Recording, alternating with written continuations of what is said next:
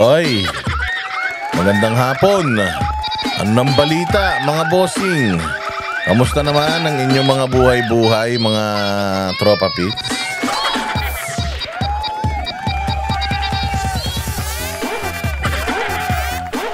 Ayan na. At eto na naman po tayo. Andito na naman po ang inyong pinakapaboritong fake news peddler sa balat ng YouTube. Diyos mio. Naku po. Ayan, at nandito na naman po tayo para pasakitin ang ulo at i-expose ang lahat ng mga kabulastugan ng mga hayop sa lipunan, mga demonyo, santanas, Judas, Barabas, Hestas. Lalong-lalo na yung ito nakafocus talaga ito sa mga demonyo ha. Matindi itong vlog na ito at hindi natin alam kung ano ang kahihinatnan natin dito, pero hindi natin pwedeng ikibit balikat ito, mga bossing. Matindi itong mga revelasyon na maririnig nyo ngayon. Ako'y gulat na gulat. Ay, ibang klase. Ayan na nga, mga bossing. At hindi lang Judas, Barabas, Hestas, pati yung mga sinungaling, mga mambubudol, mga nagbabalat kayo. Yung mga nagbabait-baitan na alam naman natin na mga mas masahol pa sa diablo o dyan sa gobyerno. Ito po ay hindi lang po, ang maririnig nyo po ngayon ay hindi lamang pang hahayop, kundi pang mamanipula na rin sa batas sa Pilipinas. Grabe mga bossing. Oo, pero syempre sa lahat magano muna tayo, batiin muna natin ang lahat ng mga kababayan natin at ako po ay nananawagan sa inyo na ito pong video na to, importante po ito, mga bossing. Importante po ito. Kaya po itong video na to kailangan po ninyong i-like, i-share yun ng importante dahil matinding mga revelasyon ang inyong maririnig ngayon.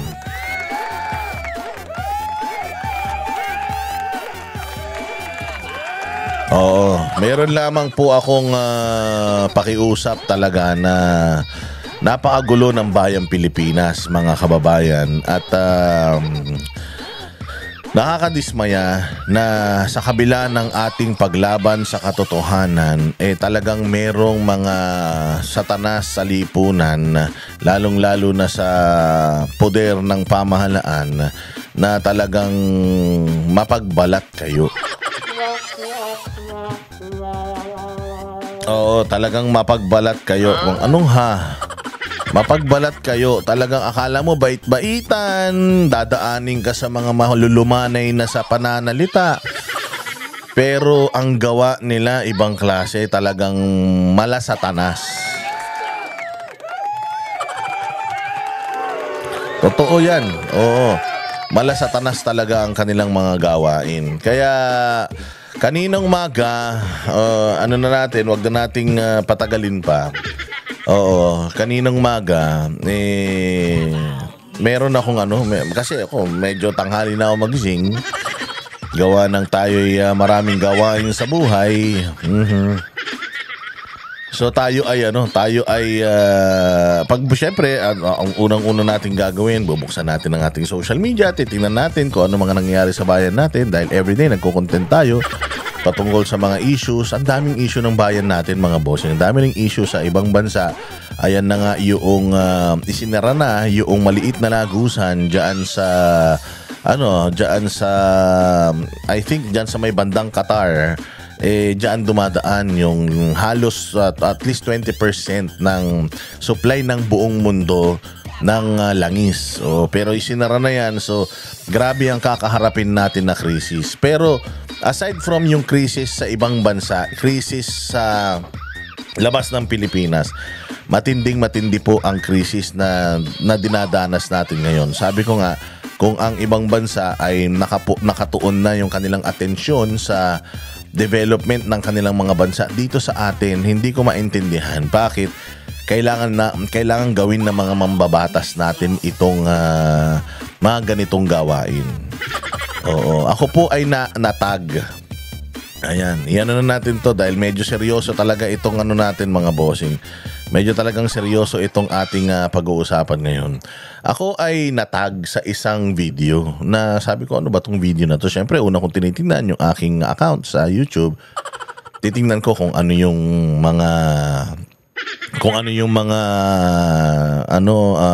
videos na pwede nating i-discuss, di ba? So, ako'y natag sa isang video.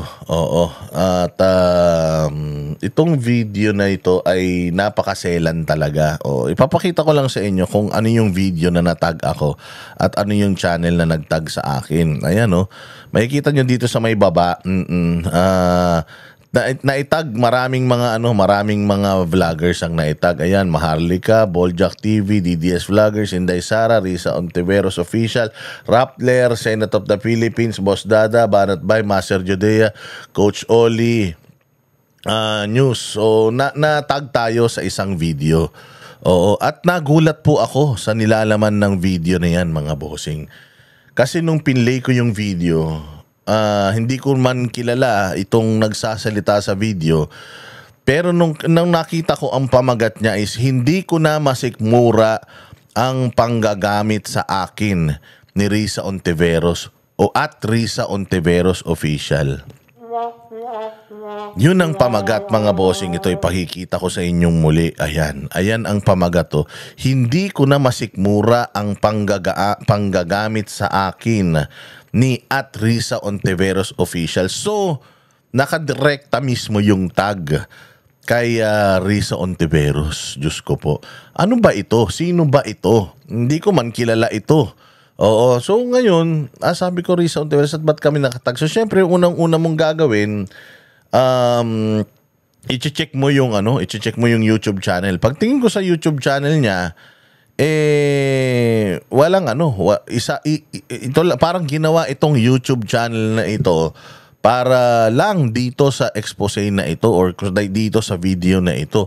So ano ba ito? Itong video na ito. Pinlay natin yung video na yan mga bossing at nagulat tayo doon sa nilalaman ng video. Napanood ko na yung video at ako'y talagang kinilabutan. Grabe, ganito pala talaga kasama. Kung totoo itong mga sinasabi nitong batang ito, ay napakasama pala talaga ni Risa Ontiveros mga bossing. Sobrang sama talaga. Oo. Grabe ang kaitiman ng buto nitong tao na ito. Sige, bibigyan ko na kayo ng maikling history. Okay? Ng maikling history. Total, napanood ko na yung video. And nung pinakikinggan ko yung video, naku po, ang dami niyang mga pangalan na inilagay dito, sinama dito sa kanyang video. And binabalikan ko rin yung mga nakaraang videos or binabalikan ko rin yung memory ko tungkol doon sa kanyang mga sinasabi. Diyos ko po, grabe, alam nyo itong sinabi nitong batang ito, yung tinatamasa ng Kingdom of Jesus Christ, yung tinatamasa ni Pastor Apollo Kibuloy, yung mga namatay na tao. Dahil sa hearing na ito, hindi talagang kahindik-hindik ito. Hindi lang ito maliit na issue. Napakalaking issue nito para sa ating bayang Pilipinas. Kaya importante na mapanood ninyong lahat ito at marinig ninyo yung sasabihin ng batang ito. Okay, so ito ang istorya mga bossing. Ito si alias Rene. Kilala nyo po kung sino si alias Rene. Yan po yung isa sa mga testigo ni Risa Ontiveros against Pastor Apollo Kibuloy.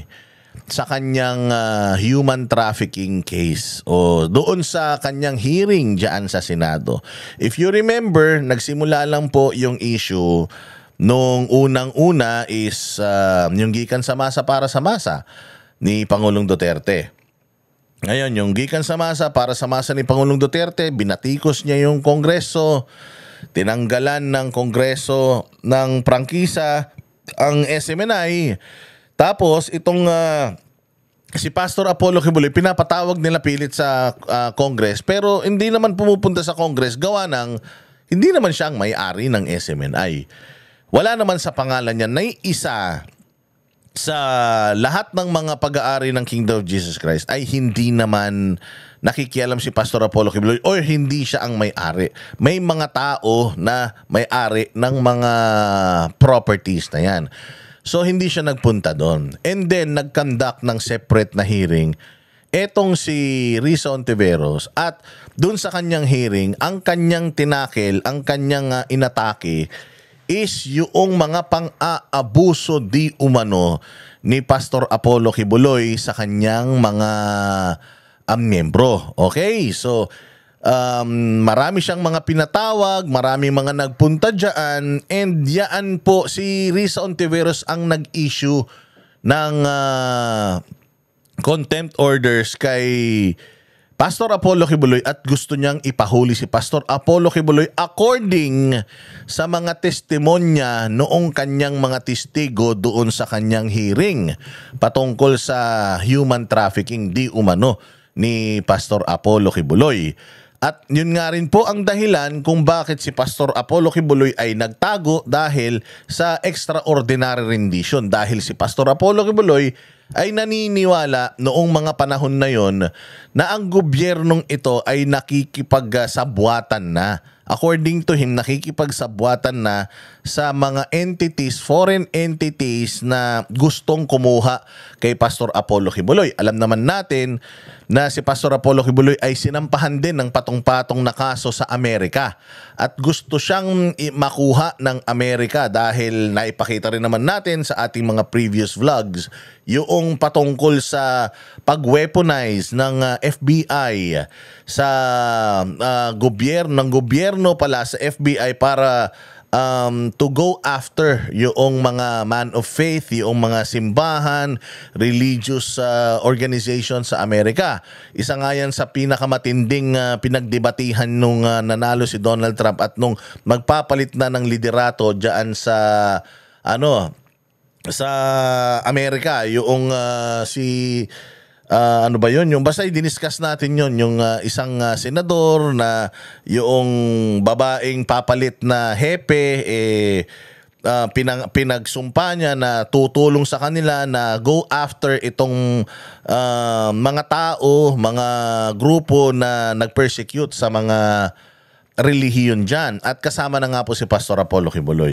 So due to extraordinary rendition, nagtago po si Pastor Apollo Kibuloy kasi hindi po mabigyan ng gobyerno ng assurance itong si hindi na mabigyan ng assurance itong si Pastor Apollo Kibuloy na hindi siya iti-turn over sa ibang bansa. So dahil doon nagkaroon po ng unang pagsugod sa sa Kingdom of Jesus Christ. Doon po nagkaroon ng unang pagsugod sa Kingdom of Jesus Christ sa 4 na location. Nag-issue sila ng search sa 4 na location. Sinira nila yung mga property. May namatay na 2 bilaan diyan sa may Kitbug.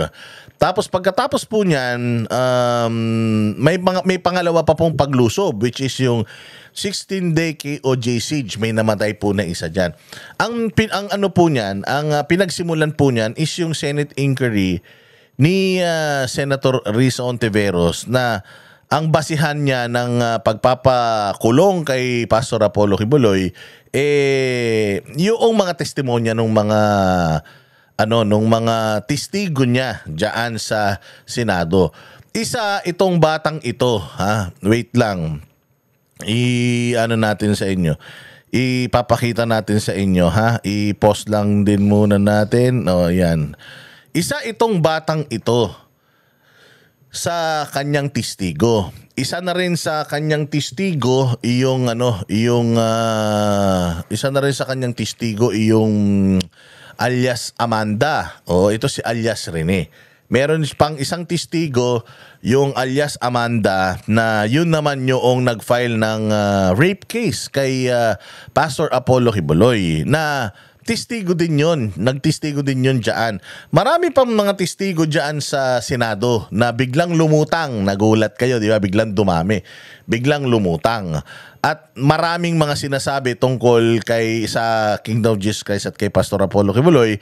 Maraming mga kinukwento, pero hindi naman nagsasampa ng kaso at hindi pa naman nagsasampa ng kaso.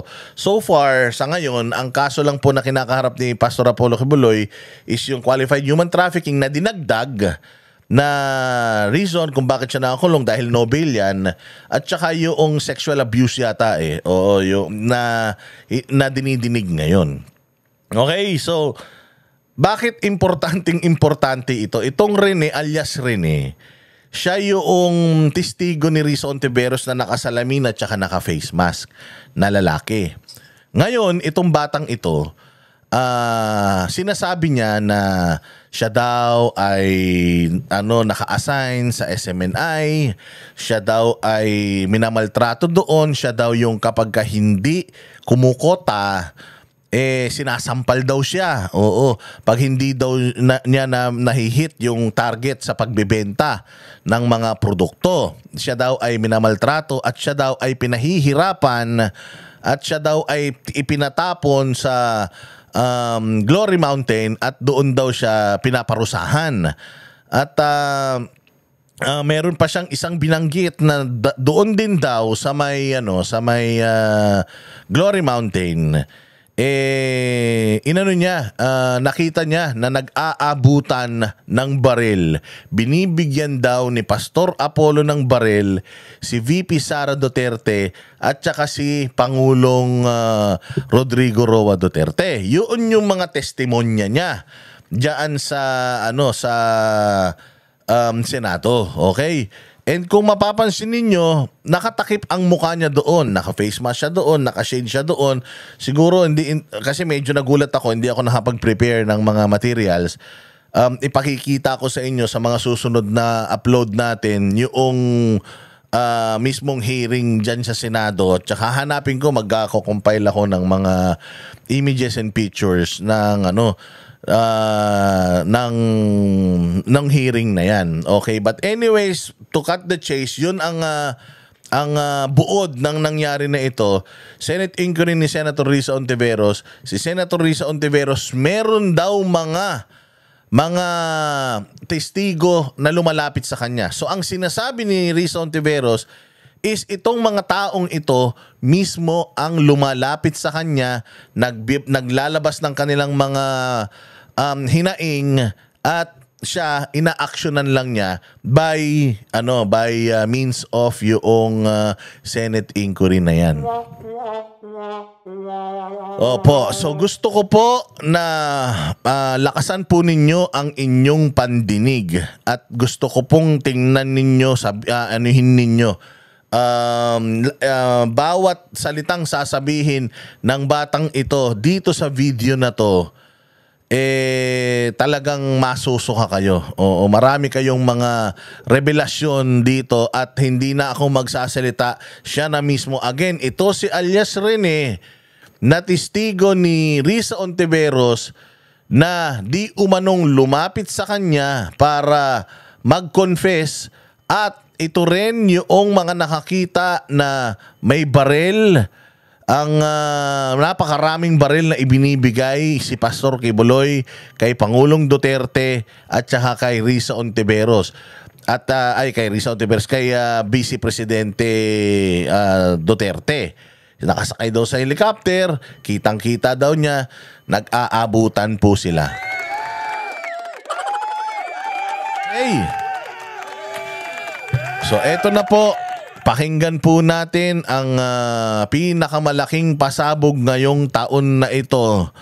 At sigurado ako na yung inis ninyo dyan sa tao na binabanggit niya rito, baka umabot hanggang Kalawakan. Ibang klase, nung narinig ko to, sabi ko, I thought Risa Ontiveros was evil. She's beyond that. Grabe, gagamitin nila yung kanilang kapangyarihan, kanilang posisyon para manira lang ng tao. Hindi natin alam kung bakit. Kasi kung iisipin mo talaga, ang kalaban ni Pastor Apollo Kibuloy at ni Pangulong Duterte, kung hindi mga drug lord, mga komunista eh. Alam naman natin na si Risa Ontiveros is proud na sosyalista, socialist ang tawag nila sa sarili nila eh. At ang mga socialist often nauugnay yan sa mga makakaliwa. At yung mga makakaliwa naman nauugnay sa mga komunista. At yung mga komunista naman nauugnay sa mga terorista. Hindi ba? So malayo pa sila doon sa pagiging terorista, pero yun ang lining nila. Oo, nasa sila, makabayan. Hindi ba? Nagtataka ako, bakit nila tinarget si Pastor Apollo Kibuloy at bakit naintindihan ko kung bakit tinatarget si Pangulong Duterte.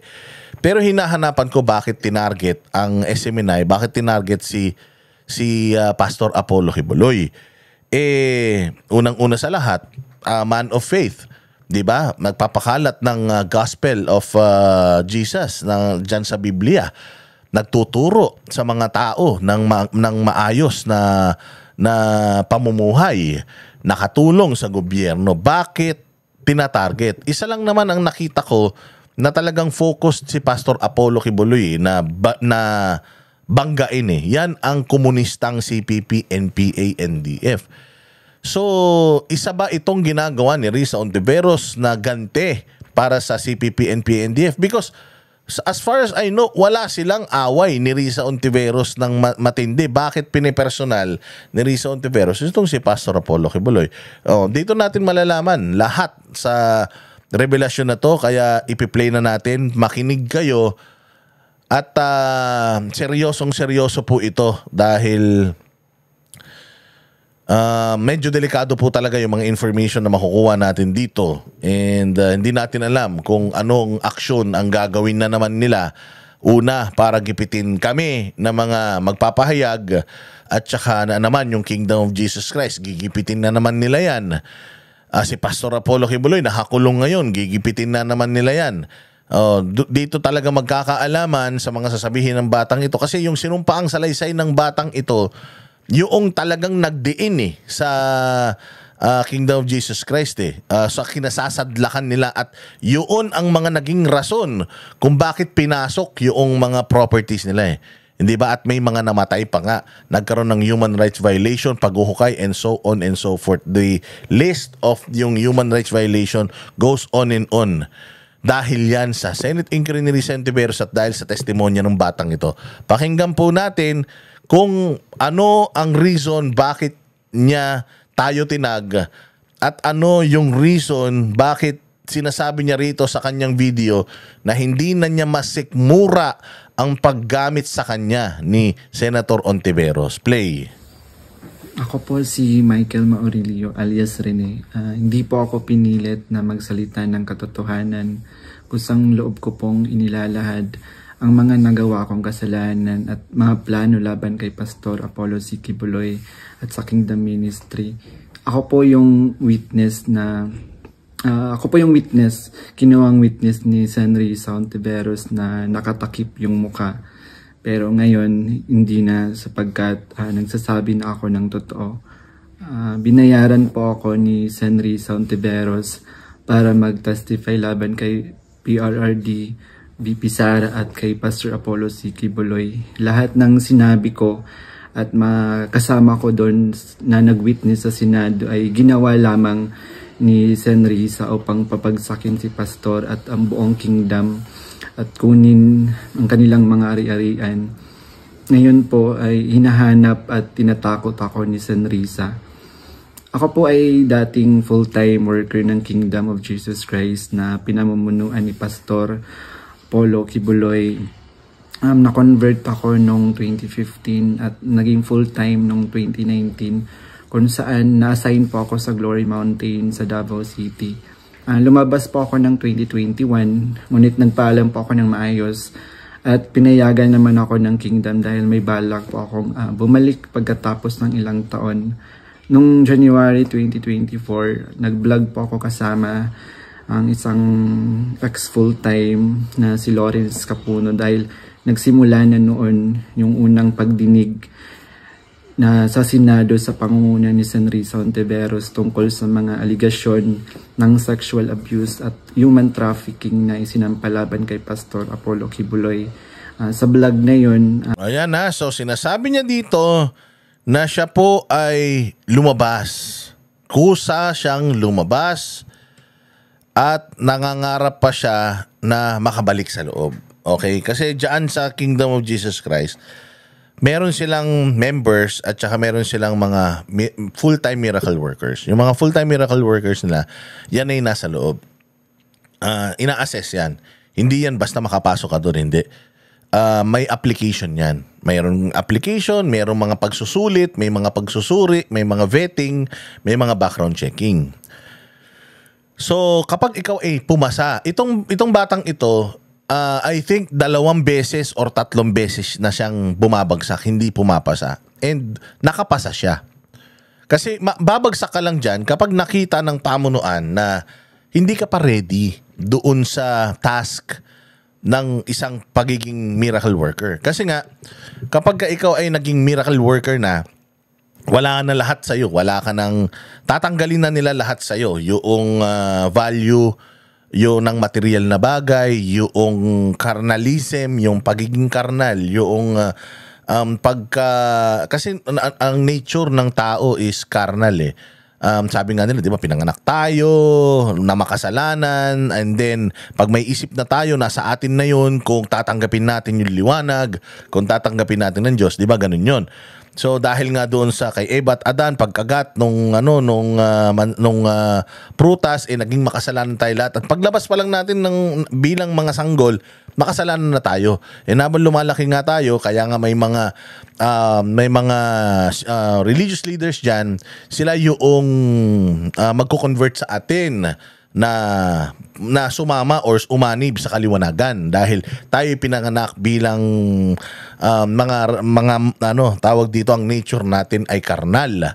So at ang paligid natin ay karnal, material na bagay, pera, di ba? Yan ang mga root of evil. So pag pumasok ka dun sa loob, lahat mawala na yun. Isinusuko mo na ang lahat.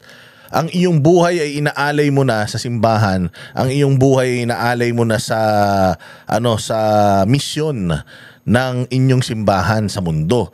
So talagang lahat 'yun tatanggalin na 'yon, no? Yung iyong lust sa pera, sa material na bagay, yung iyong lust sa flesh, sa laman, yung mga kamanyakan mo, kalibugan mo, lahat 'yan i-give up mo when you are inside. Ano na yun? You are preparing yourself, you're cleaning yourself, you're doing everything sa nagawin yung kanyang will, kasi pinaghahandaan mo na is yung pagpunta mo roon sa kaharian, sa kabilang buhay, which is yung buhay na walang hanggan. Kasi ito, ang katawan natin, pansamantala lang yan. Pagdating natin doon, yun talaga yung buhay. At nire-ready nila yung mga sarili nila doon na maging malinis para pagdating doon, at doon sila mapunta, hindi doon sa baba na pupuntahan ni Risa. Oo, so ganun yun. So siya ay lumabas, sabi niya nga, nakapasok siya, pero meron kasing spiritual race na tinatawag. Yan yung parang, di ba may calling ka eh. Calling kasi ito. Sabi ko nga sa inyo, parang ang mga nandiyan dyan sa Kingdom of Jesus Christ, parang mga pare at saka mga madre yan. Calling ang pagsisilbi. So, kung yun ang calling niya, nag-try talaga siyang pumasok. 2 beses siyang bumagsak. Sa pangatlo, nakapasok siya. Kaya lang pagdating niya sa loob, siguro yung spiritual race, baka akala niya ready na siya. Akala niya yun yung calling niya. Hindi pala niya kaya yung sistema sa loob. So, ang ginawa niya is lumabas siya, nagpaalam siyang lumabas kasi ire-ready niya ulit yung sarili niya kasi gusto ko pa ulit pumasok sa loob. Kasi nasa ano yan may mga lumalabas. May kita mo, meron silang parang library kung saan nandoon yung mga makasalanan ng mga miyembro nila, yung may mga kaso, kasi syempre may sarili silang korte doon eh. Dahil bansang kaharian nga yan. Kung meron ka nilabag na kasalanan, may karampatan din yung parusa. Lahat naman siguro may ganyan, di ba? Kahit nga sa bahay nyo, may ganyan din. Pag meron kang kasalanan, paparusahan ka. So para silang isang malaking bahay at membro sila ng pamilya na yun, may nagawa silang kasalanan. So pagdudusaan nila yon, meron silang mga point system at meron din silang mga klase ng parusa na it's either by fasting or by dadaling ka nga doon sa Glory Mountain para magtanim. Pero pwede kang, kung ayaw mo naman, pwede kang lumabas. Kaya lang, wag ka nang babalik o ganun sa kanila. Kaya hindi sila yung katulad ng iba na parang dito ka na. Hindi. Sila yung, ikaw mismo yung papasok sa kanila at ikaw mismo yung manunumpa. May mga papeles yan. May mga files nga sila nung mga kasalanan mo. At lahat ng files ng mga tao nila, ng mga members nila, nakatabi yun. Lahat, profile, everything, nakalagay yun. At kung ilang taon na sila nandun. So ito yung sinasabi nitong batang ito, na ako ay membro, pumasok, lumabas. At paglabas, ito na nga yung kanilang ginawa. Pinasinungalingan namin yung mga claim ni Blenda Portugal alias Amanda at nung iba pa na pawang kasinungalingan lahat. Nung February 2024, kinontak ako ng isang ex full-time na si Shishir Bandari at inalok na maging witness sa Senate investigation ni Senador Risa. Yung Sean Bandari na yon, mga bossing, yun yung napulot ng Kingdom of Jesus Christ sa Singapore na homeless. Pinag-aral nila yon, ginawa nilang tao. Binigay nilang lahat, naging halos close talaga kay Pastor Apollo Kibuloy, yung tao na yon. Ginawa niya halos parang kanang kamay niya. Kasi magaling yan sa technology, magaling yan sa IT. So siya ang naging parang kanang kamay ni Pastor. Pinag-aral niya ng piloto yan, pinag-aral yung asawa niya, pinag-abogado ni Pastor Apollo Kibuloy, yung unang mga abogado ng Kingdom of Jesus Christ na pinag-aral ni Pastor. Ayan, sila yan, yung mga asawa nila. So kasi nga diyan sa loob hindi naman talaga bawal mag-asawa eh. Kailangan lang talaga nasa ayos lahat at saka approved ng lahat yung inyong pag-iibigan. So ang suma total, itong taong ito, itong Nepalese na ito, tiwalang-tiwala si Pastor Apollo Kibuloy sa kanya. Yung pala, magnanakaw ito. Oo, nasilaw siya sa pera. Na akala niya na dahil nga nakadikit siya kay Pastor, alam niya lahat ng ginagawa ni Pastor. Saan siya nakapunta si Pastor, nandoon siya. Saan nagfi-fellowship si Pastor, nandoon siya. Saan bansa si Pastor, nandoon siya. So alam niya na yung routine and alam niya kung ano yung ginagawa ni Pastor. Naghangad siya. Sabi niya, kaya ko to. Kaya kong gawin to. Yung mga ginagawa ni Pastor, kaya ko din. Kasi matalino talaga siya. Kaya nga sabi niya, aagawin ko to sa kanya. So ang unang ginawa nila is meron kasing aviation ang Kingdom of Jesus Christ. Ninanakaw niya na yung pera doon sa aviation. Tapos habang yung pamilya niya, ninanakaw naman yung pera ng Jose Maria College. Mantakin nyo, daan-daang milyon yung mga itinransfer nila sa mga bangko nila. Nagugulat sila. Nagugulat yung kingdom na parang hindi kumikita yung mga businesses. And syempre si Pastor, tiwala nga siya sa mga nasa paligid niya, pinababayaan lang niya kasi meron namang mga nagmamanage Hindi naman siya may-ari ng mga yan. Kayo naman ang nagmamanage yan. Until merong nagsabi sa kanya na may gumagawa ng kabulastugan dito. Merong gumagawa ng mga kabalbalan dito. Kailangan mong checkin yung kinikita o yung kinikita ng mga businesses ng simbahan. So nung nag-hire siya ng accountant para at nalaman noong mga nagnanakaw na mahuhuli na sila. Oo, madaling araw sumibat sila lahat. Pumunta sila sa Amerika at humingi sila doon ng asylum. At sinabi nila, at ang kapalit noong kanilang pagtakas at pagtatago sa Amerika ngayon, ang kapalit noon is ibibisto nila or pwede silang gamiting kasangkapan para pabagsakin si Pastor Apollo Kibuloy. Ganun po yun. Ganon ang ginawa nila. Kaya simula noon, nung nagpunta na sila sa Amerika, ang plano talaga ng mga yan, pabagsakin si Pastor Apollo Kibuloy dahil hindi na sa katuparan yung plano nila na makuha yung Kingdom of Jesus Christ kay Pastor. Alam nyo ba na nilason pa nila si Pastor Kibuloy? Nilason pa nila. Tapos natagpuan pa sa kanyang lahat ng mga pag-aari ng mga sasakyan ng Kingdom of Jesus Christ, ang mga susi pinagkukuha na daw. So until nga nabisto, kasi nga nung nagpunta si Pastor Apollo Kibuloy sa Hawaii, mga bossing, yun yung unang-unang kaso niya. Nagpunta siya sa Hawaii, piloto niya na yan. So nung nagpunta siya sa Hawaii, nagulat sila kasi nung pabalik na sila ng Pilipinas, hinarang sila. Tapos pagharang sa kanila, biglang surprise check daw, nakita na may pera doon sa eroplano niya. Yung pera na yun, supposedly, hindi nila yun mula sa eroplano ibinaba sa Hawaii. Hindi. Talagang pera yun na pambili ng pangpapatayo nila ng simbahan dyan sa Hawaii. Nagtataka sila, bakit nandoon sa eroplano ulit? So, meron siyang kasama na nagtatanim ng ebidensya, nauutusan na magtanim ng ebidensya. So, doon siya unang hinuli sa cash smuggling. Sabi nga niya, ang sabi daw is nakitang bitbit niya daw yung bag na yun at nilagay doon.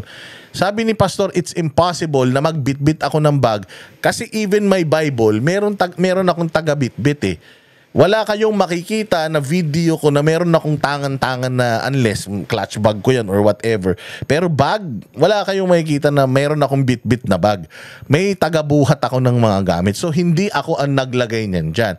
So, matotal, na-hold yung eroplano doon, pinauwi si Pastor Kibuloy dito, sinabihan siya nung kanyang abogado na huwag ka nang aalis ulit ng Pilipinas kasi yung susunod na alis mo, baka hindi ka na makauwi dito.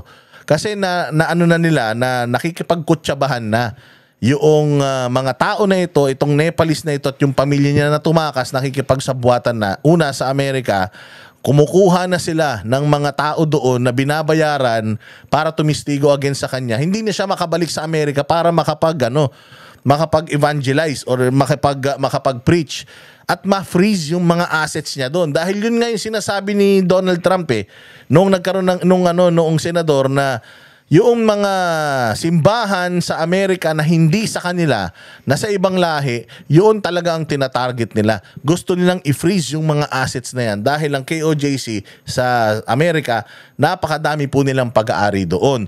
Napakalaki po ng simbahan nila doon sa Amerika at finreeze yun dahil dyan sa mga akusasyon na yan ng human trafficking. Sabi ko nga, yung kaso dito, Xerox copy ng kaso doon na na-dismiss na yung mga kaso doon.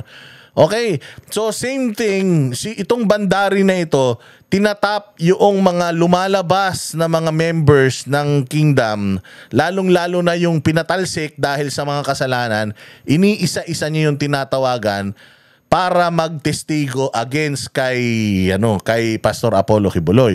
I am not sure kung itong bandari na to at itong si Risa Ontiveros are talking para mabuo itong Senate inquiry na ito, pero nabuo yung Senate inquiry at sinasabi nung batang ito na the person whom called him was the bandari guy na Nepalese na unang nagtraidor at gustong pumatay kay Pastor Apollo Kibuloy to take over yung Kingdom of Jesus Christ. Diretso. Kapalit ng financial assistance, pumayag ako dahil sa panahon din yun, nangangailangan din ako ng pera. Binigyan ako ni share ng email ng opisina ni Sen. Risa upang magpadala ng formal na email kahit anong aking sabihin daw. Sabi niya kapag nakipag-usap ako sa kanila, sabihin ko lamang na taga-kingdom ako at lumabas na sa ministry at idagdag ko daw na sinasaktan ako ni Pastor. So sa aking email, sinabi ko doon na galing ako sa kingdom at lumabas noong 2021. Ilang araw pagkatapos noon, So ang sinasabi niya na siya po ay nag-email sa email address ni Risa Ontiveros. Okay? Binigay daw sa kanila nung bandari yung email address kung saan sila mag-i-email, which is si Risa Ontiveros. So is it safe to assume now na itong Bandari at itong Risa may komunikasyon. At kung itong Bandari ay kinukumpasan ng Amerika, anong ibig sabihin noon na nakikipag-collaborate itong Risa sa Bandari na yun? Yun ayon dito sa video na to, ini-interpret lang natin. Contact ako ng isang staff ni Sen Risa na si Fiona upang makipag-meet sa akin through video call. Sa pag-meeting namin kay... Ayan ang unang binanggit na pangalan, Fiona. Hindi ko kilala kung sino yun yung Fiona na yun. So, staff daw yan ni Risa Ontiveros. Okay, pasok. Attorney J. Becama, Chief of Staff ni Sen Ontiveros. Ayun, yun pa, yung Chief of Staff ni Risa. Sinabi rin niya, kilala nung bata So, na-meet niya. Okay, next. Pinagawa ako ng affidavit tungkol sa mga gawain ko sa loob ng kingdom, mga transaction at operation na kinasangkutan ko. Ang isinulat ko doon ay pawang mga personal kong experience lamang at wala akong binanggit na pananakit, sexual abuse o human trafficking sa aking salaysay. Matapos kong ibigay yung affidavit, muli kaming nag-meet ni Attorney Becama pagkaraan ng 2 araw. So, klaro ulitin natin. Baka na hindi nyo narinig. Nung nag-email siya, ang nilagay niya, anong pinagawa siya ng affidavit, kung ano yung ginagawa niya sa loob, ang nilagay niya is kung ano yung mga personal niyang ginagawa at yung kanyang personal na issues. Okay? Binigyan niya ako ng revised affidavit na naglalaman na ng mga karagdagang aligasyon ng pananakit ni Pastor na hindi ko naman naranasan o nakita. So, binigyan siya, after nung kanyang affidavit, anong ginawa? Binigyan siya ng bago at may dagdag na. Doon sa ginawa niya, wala naman siyang nilagay na pananakit. Pero doon sa revised na binigay sa kanya ng staff, may mga pananakit na. Hindi daw niya yan naranasan Hindi daw niya yan naranasan, pero yung binigay sa kanyang bago, ni-revise yung ginawa niya at nilagyan ng pananakit. Anong ibig sabihin yan? Anong ibig sabihin yan? Diyan pa lang sa umpisa, alam na natin na meron talagang witness tampering dito. Alam naman natin na si Risa Ontiveros ay nagkaroon na rin ng kaso ng ganyan. Yung kay Kian De Los Santos na witness tampering, na yung kinidnap na yung mga bata and so on and so on. Naging not guilty naman siya dyan. Na-acquit siya yata dyan sa isinampang kaso sa kanya dyan. Pero meron talaga siyang tendency na ganun. Kasi katulad nung sinasabi nitong batang ito, gumawa ako ng affidavit. Lumapit ako sa kanila, gumawa ako ng affidavit. Pero binago nila yung affidavit ko at nilagay nila, sinasaktan ako, na hindi naman. So anong tawag dun? Diba, dun pa lang sirang-sira na yung kredibilidad Noong committee na yan ni Risa Ontiveros Doon pa lang, sirang-sira na si Risa, sa bagay, sira naman na yan. Pero dyan pa lang, wasak na Dito pa lang, talagang alam na natin na kademonyohan na Tama rin dito yung maling pahayag na ako daw ay na-assign sa SMNA News kahit hindi totoo, dahil ako ay nasa Glory Mountain mula 2019 hanggang 2021. Nandun din yung aligasyon na sa di umano ay nasaksihan ko tungkol sa mga baril na sangkot sina Sara Duterte at dating Pangulong Rodrigo Duterte na hindi naman totoo dahil wala naman akong nasaksihan na ganoong pangyayari. Pinilit din akong idagdag yung pangalan ni Senador Bongo at Senador Bato de la Rosa sa affidavit kapalit ng mas malaking halaga ng pera. Naku po, so ibig sabihin may bayaran na nagaganap. So ibig sabihin may offer sa batang ito na kung idadagdag mo itong mga pangalan na to, mas malaki ang matatanggap mo. Therefore, binabayaran nila yung mga witnesses nila. Anong kredibilidad ng hearing na yan kung nagbabayad sila ng mga witnesses? Again, dito sa hearing na ito, nagsimulang hanapin, halughugin at hulihin si Pastor Apollo Kibuloy. Itong issue na to ang nagsimula ng itong hearing na to ang nagsimula ng pangbababoy diyan sa Kingdom of Jesus Christ. May namatay po na 3, 2 balaan sa unang pasok nila, may mga nasaktan na mga kabataan, binugbog ng mga kapulisan na armado, 4 na lokasyon yan.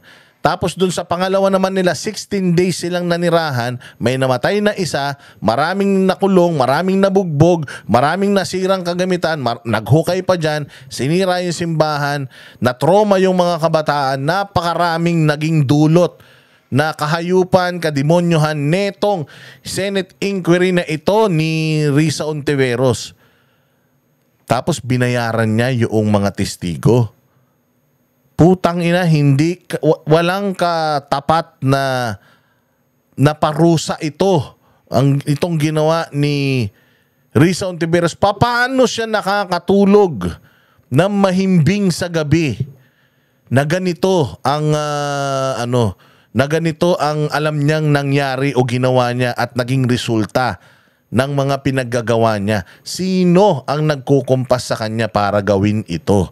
Yun ang mga question natin. Diretso. Pero hindi ko na sila isinama kasi baka umattend sila sa hearing at magtanong at ma-corner ako. Yung pag-appear ko sa Senate ay may reward na 500,000 na ibinigay nila sa akin. Wow, 500,000 ang binayad sa witness. Kaninong pera yan? Taxpayers money ba yan? So kaya ba blanco yung mga GAA natin, blanco yung BICAM report? Dahil sa ganito, pinambabayad nyo 500,000 pesos binayad sa isang false witness?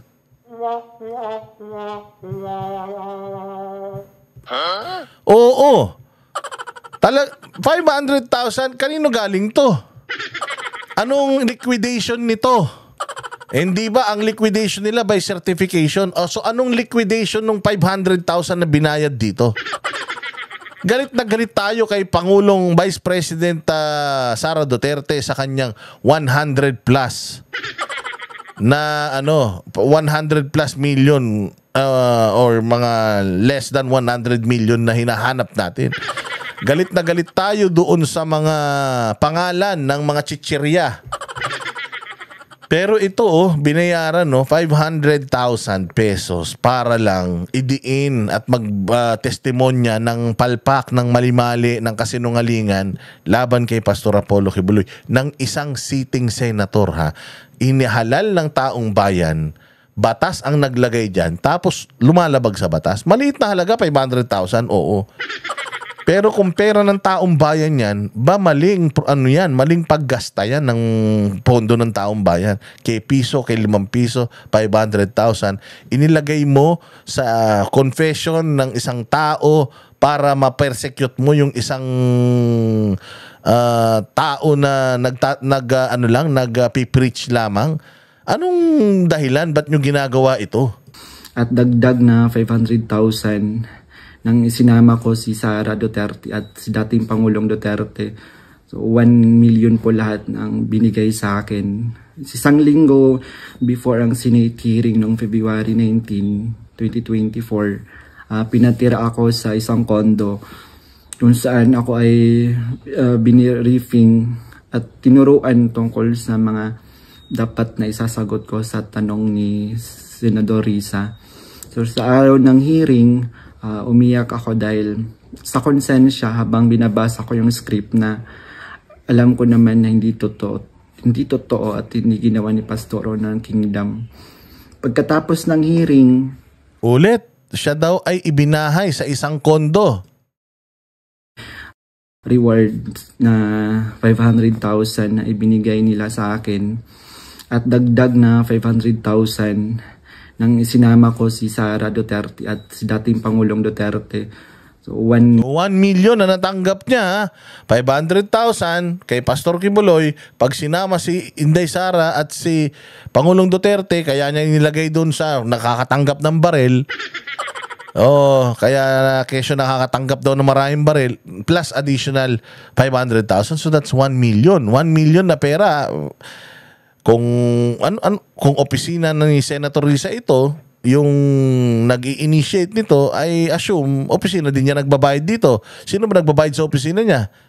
Pera ng taong bayan. So pera ng taong bayan, pinambabayad natin sa mga to, 1,000,000 para lang gumawa ng mga peking testimonya. 1,000,000 po lahat ng binigay sa akin. Isang linggo before ang Senate hearing noong February 19, 2024, pinatira ako sa isang condo kung saan ako ay biniriefing at tinuruan tungkol sa mga dapat. So merong connection, 'di ba? Ganyan din yung mga narinig nating issue noon nung panganahon ni Pangulong Duterte, mga sila Bicoy, 'di ba? 'Di ba? May mga ganyang mga testigo sila Bicoy, kung sino-sino pa na kesyo na nasa safe house. So siya daw tinira siya sa isang condominium, doon siya binibriefing. Sige. Na isasagot ko sa tanong ni Senador Risa. So sa araw ng hearing, umiyak ako dahil sa konsensya habang binabasa ko yung script na alam ko naman na hindi totoo at hindi ginawa ni Pastor ng Kingdom. Pagkatapos ng hearing, tinago ako ni Sen Risa sa kanyang condo sa Manila at inutusan na maghanap pa ng ibang pwedeng maging witness kapalit ng pera dahil may mga susunod pang hearing. Wow, para pala tong pyramiding scam. Oo, na okay, maganda yung iyong performance. Maghanap ka pa ng mga katulad mo, mga downlines mo. Maghanap ka pa na babayaran natin para mas maraming testigo, mas maraming testimonya, mas maraming mukhang kapani-paniwala.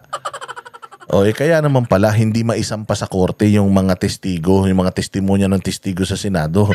Wala naman palang ebidensya, puro peking testimonya lang.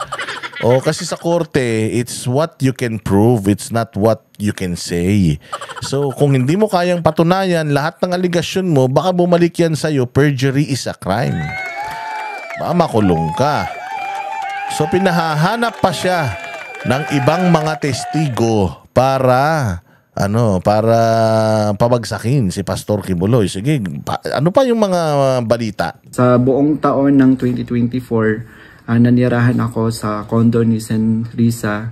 At nung January 2025, lumipat ako pansamantala sa isang safe house kung saan nakasama ko doon sina Mutabato at iba pang mga biktima ng extrajudicial killings. Uy, pati si Matubato nakasama mo. So buong 2024 from February nasa pangangalaga siya ni Risa, and then 2025 pinalipat siya sa isang safe house kung saan nandoon si Matubato. Hindi ba? Sabi niyo nawala na si Matubato.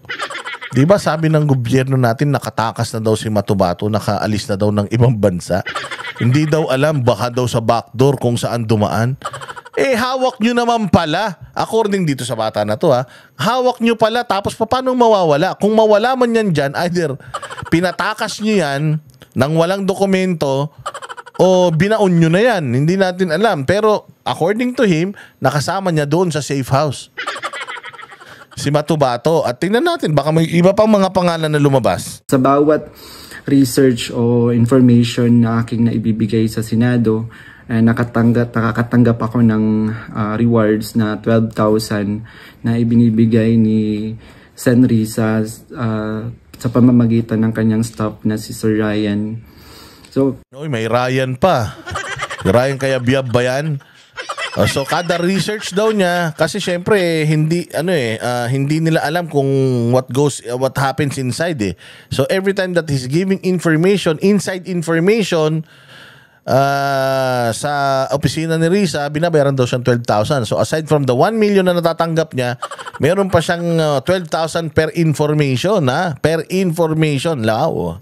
Dahil pera.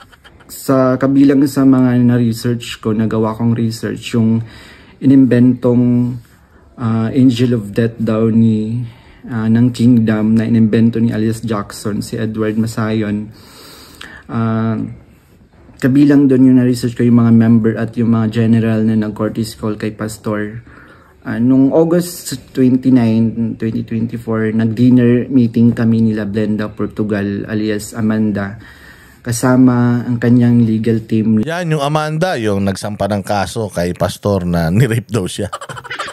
Ni-rape daw siya. O, tingnan nyo ano sasabihin dito. Sina Attorney Joanna Paula Domingo at ng Office of the Special Assistant to the President at si Attorney Ian Pati Special Assistant to the President. Si ano yan Sino ba ang SAP? Si Lagdameo?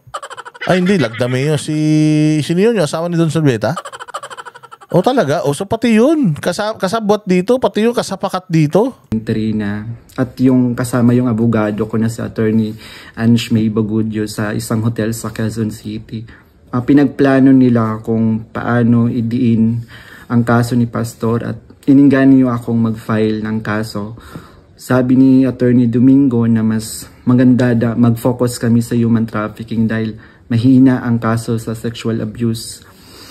So mahina daw ang kaso sa sexual abuse. Even them, they are saying na mahina ang kaso ng sexual abuse kay Pastor Apollo Kibuloy. So mag-focus tayo sa human trafficking kasi yung human trafficking may freeze ng assets yan at saka merong no bail. So nakakulong yung tao. Alam mo nung naririnig ko to, sabi ko putang ina, sobrang demonyo no, na okay lang sa'yo magpakulong ng isang inosente. Putang ina, para lang sa personal mong agenda. Samantalang ang daming mga kriminal na nagkalat ngayon. Alam mo na walang kasalanan si Pastor, pero okay lang sa inyo na nakakulong siya. Anong klaseng batas, Pilipinas, gobyerno meron tayo kapag ganito? Tapos tatakbo ka ng presidente sa 2028? Tangina, anong gagawin mo sa Pilipinas pag naging presidente ka?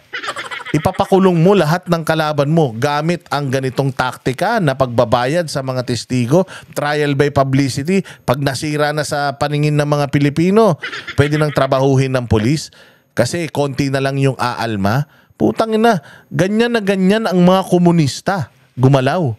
Mga rebelde NPA, ganyan na ganyan gumalaw. Nasisirain yung reputasyon mo sa publiko para hindi magreklamo yung publiko kapag pinatay ka.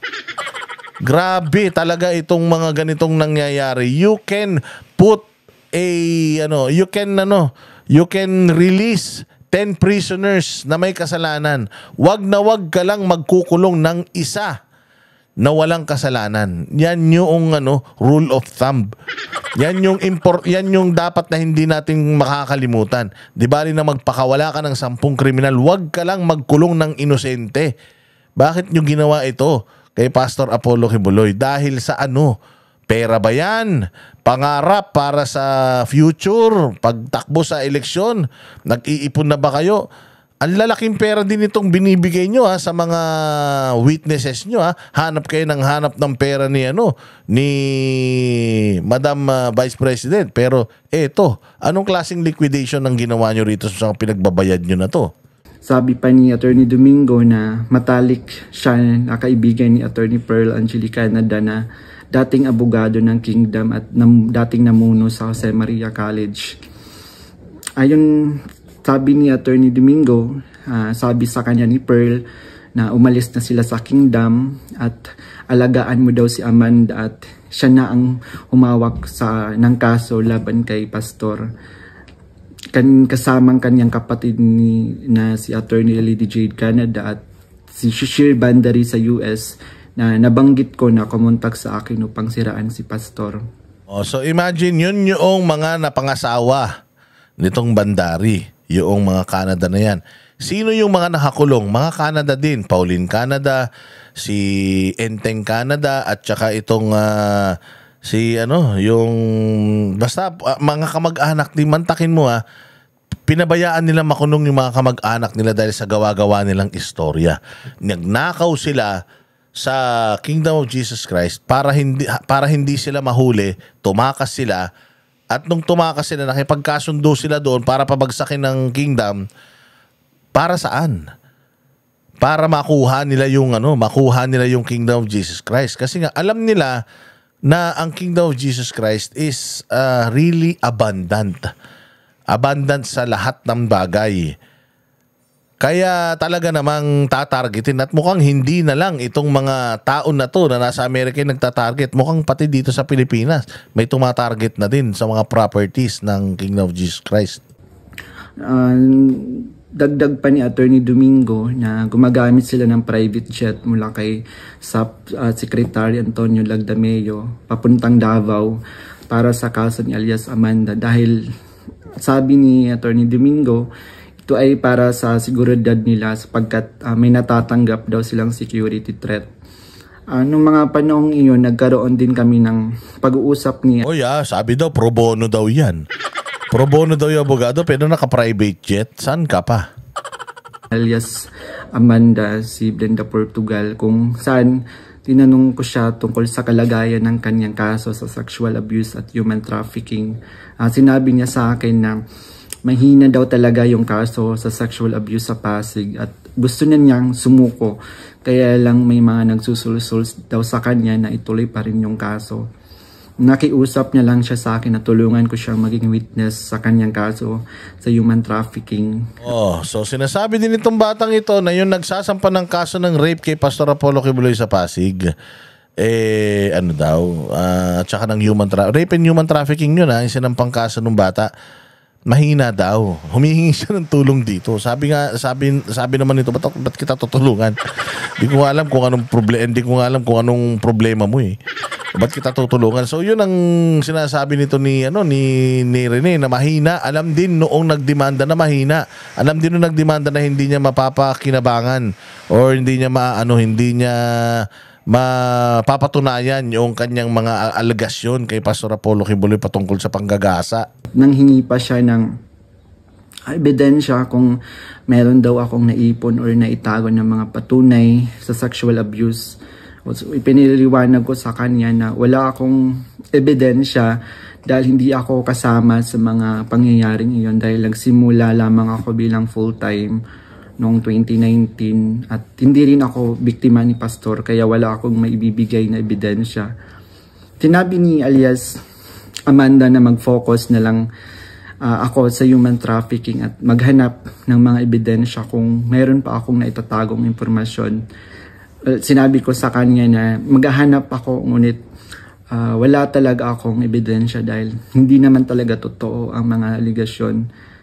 Sabi ni Attorney Domingo na hinahanapan daw nila ng butas upang makasuhan at madisbar si Attorney Israelito Torion upang mawala na daw ito dahil sabi niya magaling daw ito.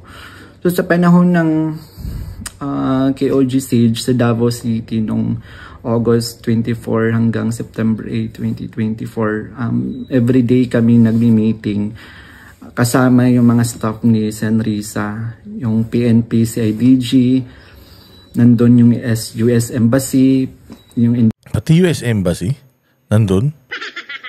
Anong ganap ng US Embassy sa natin sa Pilipinas? Akala ko ba ayaw natin sinasakop tayo at pinakikialaman tayo ibang lahi? Galit na galit tayo sa China, diyan sa nangyayari sa West Philippine Sea. Tapos biglang sa mga ganitong affairs sa Pilipinas, kaso sa Pilipinas, nakikialam ang US Embassy. Anong kabalbalan to? BI, ang Department of Justice at yung mga tumiwalag sa kingdom mula sa Amerika na sina Ann Lagarder at Arlene Stone. Pinag-uusapan ang plano kung paano ma-extradite or ma-extraordinary rendition si Pastor sa US at paano pabagsakin ng kingdom. Ang pangunahing pinag-uusapan mga meeting ay ang plano sakaling mahuli si Pastor ang plano ay agad siyang extradite sa US at bawiin ang kaso na isinampa ni alias Amanda upang mapabilis ang extradition ni Pastor kapag siya ay nahuli. Subalit, hindi ito natuloy dahil sa pag-aalala sa US na maaaring manalo si Donald Trump sa panahong iyon na nagdulot ng paghina ng kanilang connection sa gobyerno ng US. So dahil dito, nang mahuli si Pastor, wala na silang pagkakataon na ma-extradite siya. Kaya naman nagutos si Senrisa Tiberos sa amin na labanan ang kaso dito sa Pilipinas laban kay Pastor at sa lahat ng mga administrator ng kingdom. So buod lang, talagang ang target nila, may padala si Pastor Apollo Kibuloy na nakikipag-cooperate itong si Risa Ontiveros sa US Embassy para ma-extradite siya. Dahil na isang pa nga yung kaso dito sa Pilipinas, naging malabo na yung extradition. Kaya kailangan idiin nyo na lang ng idiin dito. So ano yun, Risa? Totoo ba yun? Nakikipag-collaborate ka sa Amerika? Tuta ka ba ng kano? Di ba yung mga aktivista laging yan? Tuta ng kano. Tapos ikaw nakikipag-coordinate ka, nakikipag-cooperate ka with the US government dito sa mga issues by Pastor Apollo Kibuloy. Di ba trabaho ng DFA yan kung meron man the NBI, di ba? Kung meron man extradition request, extradition treaty, di ba? Usually, dinidinig pa yan sa mga korte sa Pilipinas. Ano yung binabypass nyo? Upang tuluyang pabagsakin ang kingdom. So tinatanong kami ng paulit-ulit kung may alam kami tungkol sa isang bunker daw nung panahon ng KOJ Siege dahil kapag nahanap daw nila si Pastor, babahan ng pera at may bahagi kami doon. Ang bunker ang pangunahing hinahanap kaya't pinuntahan nila ang lahat ng mga posibleng lugar. Ngunit sa katotohanan, wala talagang bunker sa kingdom, lalo na sa central headquarters. Ang mga updates tungkol sa mga ito ay galing sa kasalukuyang PNP Chief General Nicolas Torre na siyang nangunguna sa bawat meeting namin at nagtatanong tungkol sa lokasyon ng bunker. Kasama Nako, pati yung PNP Chief na banggit dito na siya ang nangunguna. Well, sa bagay, nagsisearch na talaga siya noon. So, siguro bibigay siya ng update tungkol doon sa mga search. Pero sabi CIDG na eh. So, di ba pag CIDG na, yun na yung na-promote siya, tapos na yung siege noon. Tapos na yung siege noon kasi last year yung siege eh. So, ang pinag-uusapan yata is ngayong taon, so si Torre bilang CIDG chief, talagang tinatrabaho pa rin niya yung at meron pang malaking pera. Apaw ang pera at maghahati-hati. Ganun ang dating ibang klase talaga ang nagagawa ng pera sa utak ng tao, no? Ako rin sa mga meeting na yon, sina Edward Masayon alias Jackson na pumasok sa Kingdom Compound na nagkunwaring pulis dahil siya daw ang nakakaalam kung saan ang bunker. Kasagsagan ng Sage ng message sa akin si Fiona, staff ni Risa, na sa pamamagitan ng WhatsApp na sinabi niya na dapat ko daw tanggalin sa kaso ko si June Andrade dahil isa daw siya sa amin na nagbibigay siya ng mahalagang impormasyon. So ipinaalam ko sa kanya na ipapasa ko muna ito sa aking abogado. Pero ngunit isang linggo pagkatapos nun, tinanong ulit ako kung may contact ako sa Kingdom dahil hindi na raw mahanap si June Andrade. Hanggang ngayon, hindi na siya natanggal sa kasong pinafile sa akin. Noong November 5, 2024, nagkaroon kami ng meeting kasama sina Undersecretary Nicolas T. ng Department of Justice at 4 pang prosecutors. Ang naalala ko doon si Prosecutor Olivia Torrevillas, si alias Amanda, kanyang mga abogado, si Attorney Domingo at si Attorney Ian, 3 representative from NBI, 2 lawyer at 1 agent. Ang sabi ni Yusek sa amin, bawat isa sa amin na nag-witness sa Senate investigation na ginawa ni Risa ay may naka-assign na mga administrator ng kingdom na kakasuhan namin. Meron... Naku, pati DOJ naman. Pati DOJ nakikipagsabuatan pa sa ganito. So, bawat isa ay may naka-assign na ididemanda. At ang target nila is bawat isang administrator ng KOJC. Kasi ganito, napabagsak nila si Pastor Apollo Kibuloy, napakulong nila eh. Pero nakita nila na bagamat nakakulong si Pastor Apollo Kibuloy, hindi bumagsak yung simbahan. Lalo pang lumakas. Nakapag-conduct pa si Pastor Apollo Kibuloy ng simultaneous na rally sa kanyang pangangampanya bilang isang senador. Kaya siguro ganito ang plano nila. Ngayon, lahat lang ng leaders ididemanda natin. Lahat. Kasi napabagsak na natin si Kibuloy. Akala natin okay na eh. Parang si Pangulong Duterte, napadala nila sa Hague, akala nila okay na. Pero hindi pa pala. So ngayon, ito gawin natin. Yung mga administrators niya, anuhin naman natin. Yun naman ang kanain natin para bumagsak talaga itong simbahan na ito. Oh, yun ang plano talaga nila. Kasi ayan, even the DOJ, grabe yung USEC, na bawat isa sa inyo may naka-assign na mga administrator na mga na mga i-demanda ninyo. So, delicate yan. Delicate yan. Ginagamit ang batas para pabagsakin lamang yung mga tao na gusto nilang pabagsakin, para makuha yung mga bagay na gusto nilang makuha. Wag naman sanang ganun. Kawawa naman tayo mga Pilipino pagka ganyan. Kaya hindi na tayo umunlad-unlad eh. Kasi binabali ninyo yung batas eh. Mali po yan mga sir. Reward na 1 million pesos kung magfa-file kami ng kaso laban sa kanila upang tuluyan na daw masira at mawala ang kingdom at makuha na nila yung mga ari-arian ni pastor at ng kingdom. So sa akin, naka-assign yung dalawang administrator na sina Eleanor Cardona at si Marlon Rosete. Pati na rin yung dalawang key person ng SMNI na si Cristina San Pedro at si Hannah Jane Sancho. May dalawang minister, si Carlo Catiil at si Rico Mandin, at coordinators na sina Grace Mandin at si Corazon Dupalag. At yung kay Alias Jackson naman, yung naka-assign sa kanya, yung mga lalaking administrator, katulad nila Marlon Nacobo, nasali si Sister Elizabeth Carion. And kay Alias Jerome naman, naka-assign sa kanya yung mga administrator ng mga babae na sina Neneng Lizada at si Teresita Dandan. So sa iba't ibang araw na mga meeting namin, kasama ko yung mga dating full-time worker ng kingdom na lumabas dahil sa mga nagawang kasalanan sa loob ng ministry. Doon sina Arlene Stone at Ann Lagerder na parehong sumasali through Zoom mula sa US na tinutulungan sila ng FBI. Si Regina Arevalo naman na siyang scriptwriter ng karamihan ng mga binabasa namin sa Senate hearing.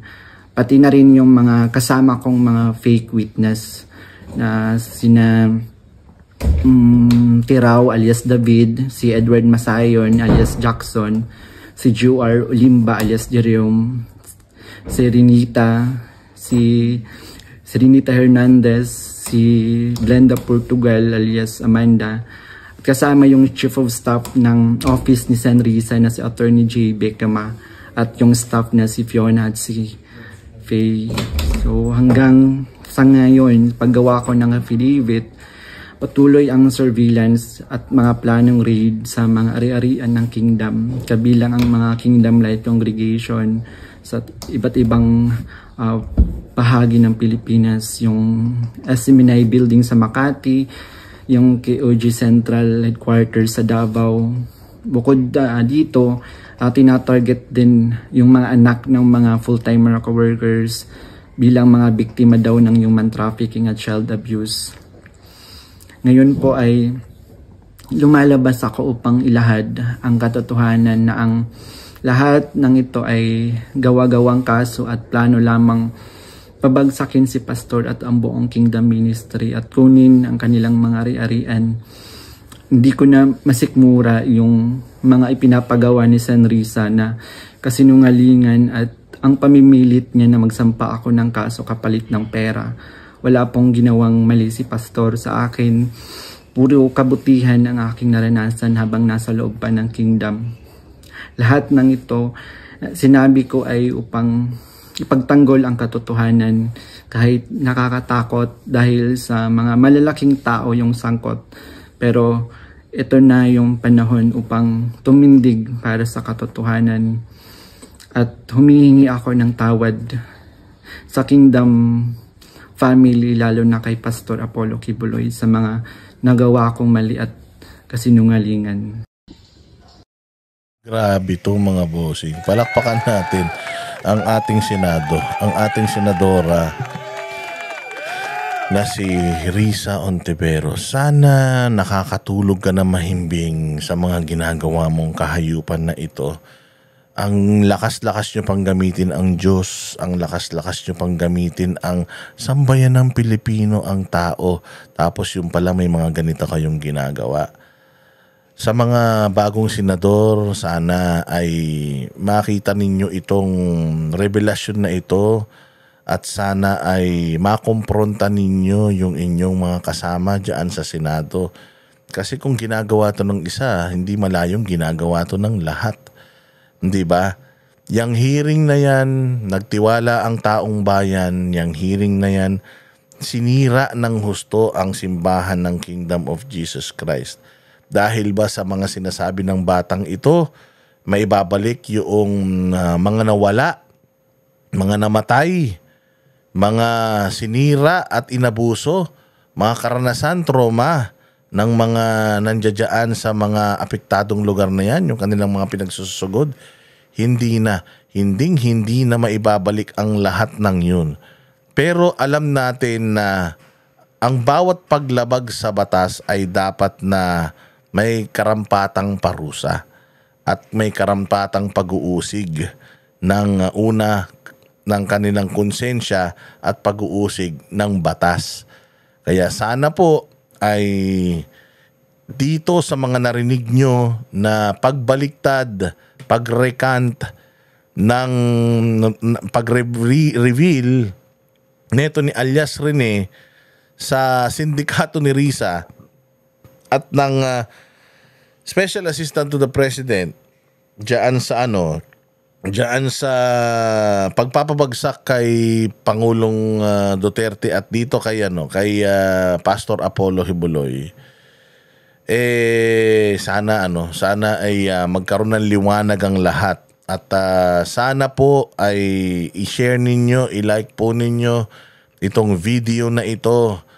Ako sa totoo lang ngayon, hindi ko pa maitodo yung aking reaction kasi gulat na gulat ako. I was really hoping na yung mga ganito hindi talaga nagaganap sa atin, lalong-lalo na sa isang babae pa naman, maka-Diyos, senador, na akala mo bait-bait.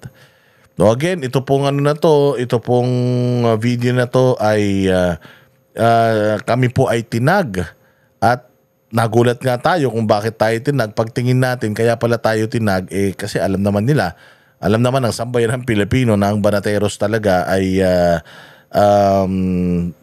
panig sa katotohanan at alam ng buong mundo na pagkapatungkol dito sa kaso na ito ni Pastor Apollo Hibuloy, talagang hindi namin yan tatantanan. Talagang amin yan na mamayat mayain at hihingan talaga natin ng kasagutan. Etong ating pamahalaan, partikular itong ating magaling na senador na nagbabait-baitan diyan sa Senado. Kailangan po natin itong pagbigyan ng pansin, seryosohin. Bukod sa napakalaking issue ng bayan natin, alam natin na may mas malaking issue ng bayan natin. Pero ito pong issue na ito na nire-raise namin ngayon ay isyung pangloob. Papaano tayo magtitiwala sa rule of law kung yung mismong dapat na mga nagpapatupad ng batas sila pong mga nagiging kasangkapan para maging sindikato ng paglabag sa batas.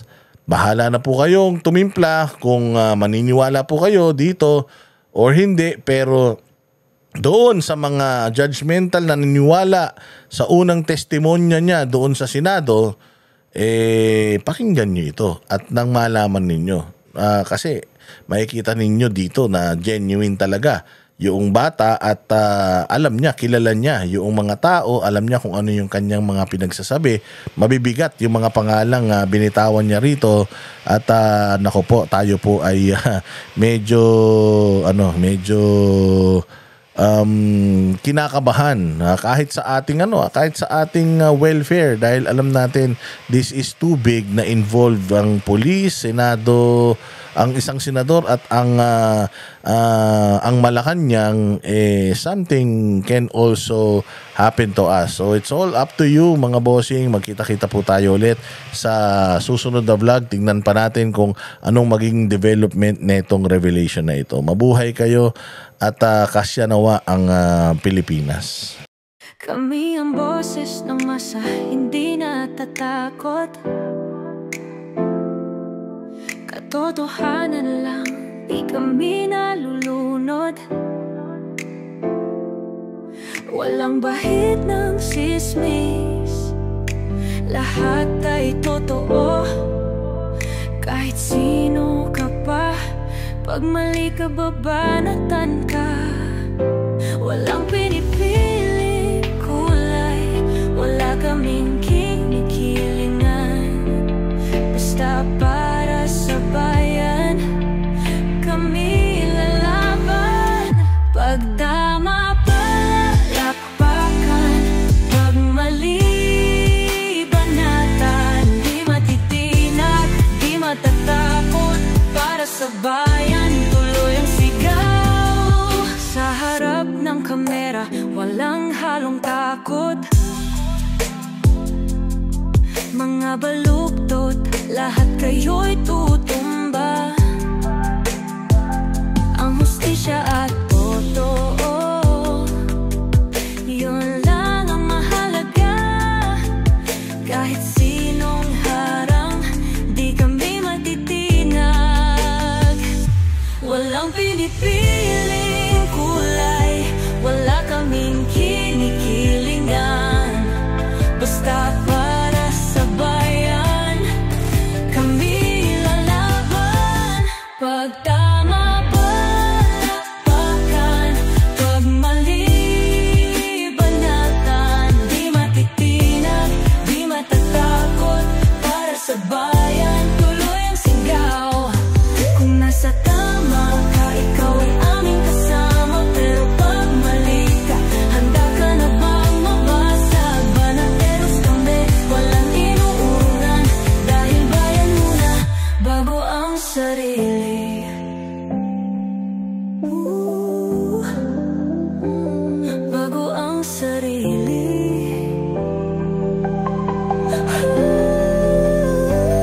Pag tama palakpakan, pag mali banatan. Banateros ang sigaw, katotohanan ang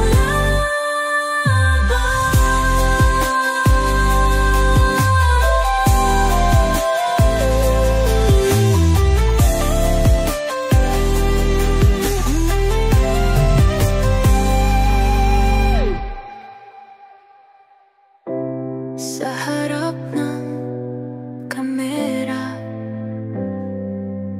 wala